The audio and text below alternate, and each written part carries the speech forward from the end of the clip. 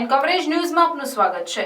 દાણી લીમડા ઢોરવાડામાં મરી રહેલ ગાયો મુદ્દે માલધારીઓ દ્વારા મ્યુનિસિપલ કોર્પોરેશનની કચેરી ખાતે દેખાવ કરવામાં આવ્યા।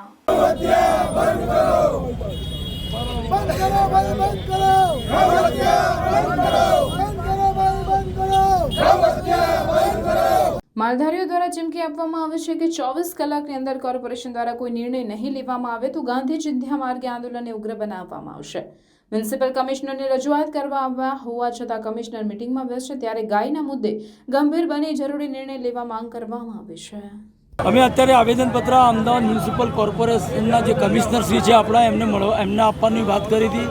અમે આપણા જેવા સનિષ્ઠ માધ્યમથી અમે સંદેશો પણ પહોંચાડ્યો હતો અને બીજી કે ત્રીજી વખત છે કે કમિશનર શ્રી કયા કારણથી ગભરાઈ રહ્યા છે, અમને મળતા નથી, અમારાથી સંતાઈ જાય છે।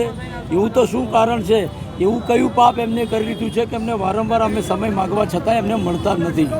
અત્યારે પણ અમને કહેવામાં આવ્યું છે કે કમિશનર શ્રી છે નહીં, વાઇબ્રન્ટ ગુજરાતની મિટિંગ ચાલી રહી છે તો એનાથી સ્પષ્ટ થાય છે કે હિન્દુની જે ગાય માતા છે એ એમના માટે મહત્ત્વની નથી, એમના માટે વાઇબ્રન્ટ અને જે બિલ્ડરોના માટેની જે પોલિસી છે એના ઉપર એ કામ એમના માટે એ મહત્ત્વનું છે, નહીં કે ગાય માતા। અમે અમારી મુખ્ય જે અમારી માગણીઓ છે અમે આવેદનપત્ર આપવા આવ્યા છીએ। અત્યારે સ્ટેન્ડિંગ કમિટી એમની અવેજીમાં મળવાની એમને વાત કરી છે, પણ અમે ફરીથી પાછા 2 ડગલા પાછળ જઈને અમે સ્ટેન્ડિંગ કમિટીના ચેરમેનશ્રીને પણ મળી આવેદનપત્ર આપવાના છીએ।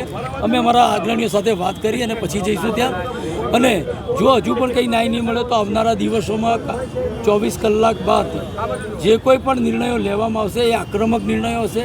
હા, એટલું ચોક્કસ તમને ખાતરી આપું છું કે એ અહિંસક હશે, પણ ચોક્કસ રીતે આક્રમક પણ જરૂર હશે। જે કંઈ પણ હશે એ અનશનની વાત હોય, અમરનાથ ઉપવાસની વાત હોય અને જળનો ત્યાગ કરવો પડે તો પણ એ કરવાની તૈયારી છે, પણ અમારે આનું પરિણામ જોઈએ છે।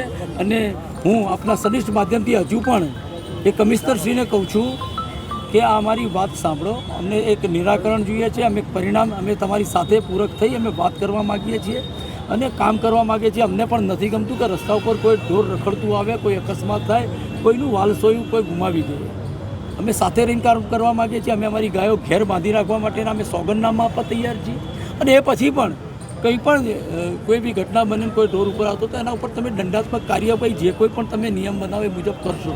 પણ અમારી હાલ પૂરતી માગણી જે છે મુખ્ય એ આજે પણ ફરી રિપીટ હું કરું છું કે જે ગાય ઢોરવાડામાં મરી રહી છે એ છોડવામાં આવે। अन्य खबरों के लिए चैनल को सब्सक्राइब कीजिए। खबरों का नोटिफिकेशन पाने के लिए बेल आइकॉन को जरूर दबाएं।